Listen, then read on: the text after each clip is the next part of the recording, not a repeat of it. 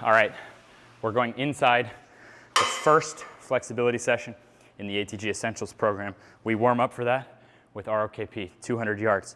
Now we're gonna correct 2 modern human deficiencies. Notice I'm wearing barefoot shoes, and I don't know if rushing right into those is the thing to do or not. I like them, but most of us have been arbitrarily like this for a style reason.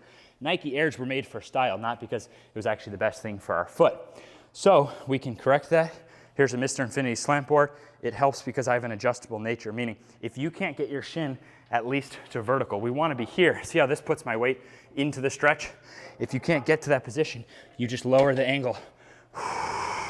So you're breathing for 30 seconds while flexing that front tibialis, and then you go right from that upper calf to now flexing the quad and getting into that hamstring. So for people who've had knee surgeries and stuff like that, we often get even tighter back through here. There's actually a muscle through here.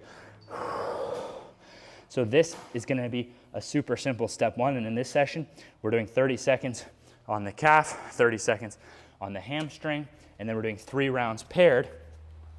We would like to start here with the shin vertical. A lot of people notice the ankle is too tight. Well, one thing we do in this program is we open up the ankle with the tibialis raise, but you can start this. I'll throw in visual of using a bench so that your foot is in an easier position.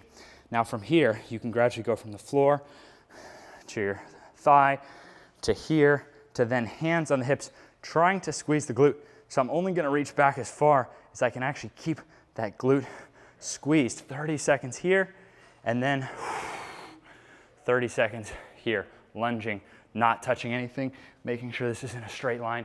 So now, why would this be important? Because of sitting, so much time spent sitting, we almost all have really tight hip flexors. So it's amazing how our backs can feel, how our ankles and knees can feel just from doing that ROKP and then doing the slant board calf hamstring and then couch stretch with the couch lunge. Now before you say, I can't, my knee will never do that, my left knee was never supposed to be able to fully bend. Now it has full range of motion. If we see it here, it has full strength, full range of motion. This was never supposed to have full bend. I have a partially artificial kneecap, quad tendon repair, meniscus transplant. So I didn't get this from trying to go into it through any pain. That's just what I want to stress with this. Never, ever, ever work through pain. The backward slide is the first step to getting out of that. Then the tibialis in these various areas. They all add up gradually. And even if you don't have equipment, don't be discouraged. Thousands have gotten out of pain with this book, 24/75, okay? 24/75 can change your life, but that's a foundation. And then I do think there's a value. I do think we need to make gyms that have these sleds, that have these Nordic benches, that have slant boards. These things are huge for bulletproofing our body. Let's think about fitness. It popularized with looking good and things like that. There hasn't been just a devoted system to bulletproofing yet. So that's my mission. I'm going to keep trying to put together a system just devoted to human bulletproofing, which makes it easy to then get fit or jump high or whatever it is that you want to do. So before you say, I can't, think in terms of step-by-step progression.